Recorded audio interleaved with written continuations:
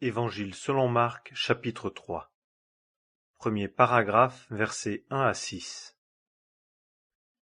Et il entra encore dans la synagogue, et il y avait là un homme qui avait la main desséchée. Et il l'observait pour voir s'il le guérirait le jour de sabbat afin de l'accuser. Et il dit à l'homme qui avait la main desséchée, « Lève-toi là devant tous. » Et il leur dit, « Est-il permis de faire du bien le jour de sabbat ou de faire du mal, de sauver la vie ou de tuer ?» Mais il gardait le silence. Et les ayant regardés alentour avec colère, étant attristé de l'endurcissement de leur cœur, il dit à l'homme, « Étends ta main. » Et il l'étendit, et sa main fut rétablie.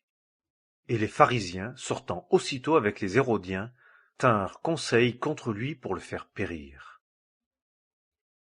Deuxième paragraphe, versets 7 à 12. Et Jésus se retira avec ses disciples vers la mer, et une grande multitude le suivit de la Galilée et de la Judée et de Jérusalem et de l'Idumée et de par-delà le Jourdain.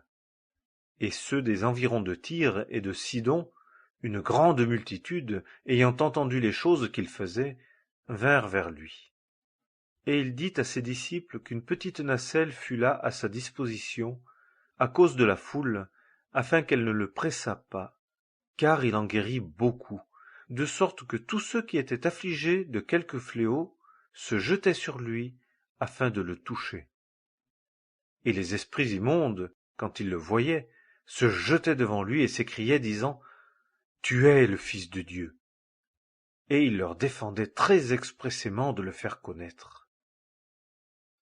Troisième paragraphe, versets 13 à 19. Et il monte sur une montagne, et appelle ceux qu'il voulait, et ils vinrent à lui. Et il en établit 12 pour être avec lui, et pour les envoyer prêcher, et pour avoir autorité de guérir les maladies, et de chasser les démons. Et il surnomma Simon Pierre, et Jacques le fils de Zébédée, et Jean le frère de Jacques, il les surnomma Boanerges, ce qui est fils de tonnerre, et André, et Philippe, et Barthélemy, et Matthieu, et Thomas, et Jacques le fils d'Alphée, et Thaddée, et Simon le Cananéen, et Judas Iscariote, qui aussi le livra. Quatrième paragraphe, versets 20 à 30. Et ils viennent à la maison, et la foule s'assemble de nouveau, en sorte qu'ils ne pouvaient pas même manger leur pain. Et ses proches, ayant entendu cela, sortirent pour se saisir de lui, car ils disaient, « Il est hors de sens. » Et les scribes qui étaient descendus de Jérusalem dirent, « Il a Béelzébul, et, par le chef des démons, il chasse les démons. » Et les ayant appelés, il leur dit par des paraboles, « Comment Satan peut-il chasser Satan? Et si un royaume est divisé contre lui-même, ce royaume-là ne peut pas subsister. Et si une maison est divisée contre elle-même, cette maison-là ne peut pas subsister. Et si Satan s'élève contre lui-même et est divisé, il ne peut pas subsister, mais il vient à sa fin.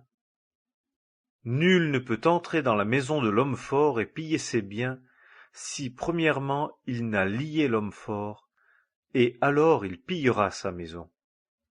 En vérité, je vous dis que tous les péchés seront pardonnés au Fils des hommes, et les paroles injurieuses, quelles qu'elles soient, par lesquelles il blasphème.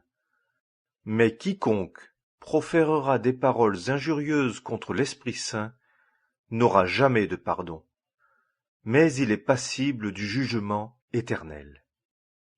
C'était parce qu'il disait « Il a un esprit immonde ». Cinquième paragraphe, versets 31 à 35.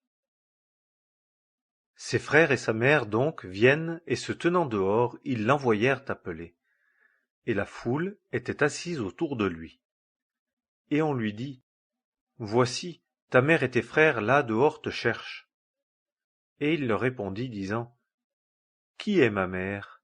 Ou qui sont mes frères? » et regardant tout alentour ceux qui étaient assis autour de lui, il dit: Voici ma mère et mes frères, car quiconque fera la volonté de Dieu, celui-là est mon frère, et ma sœur, et ma mère. Évangile.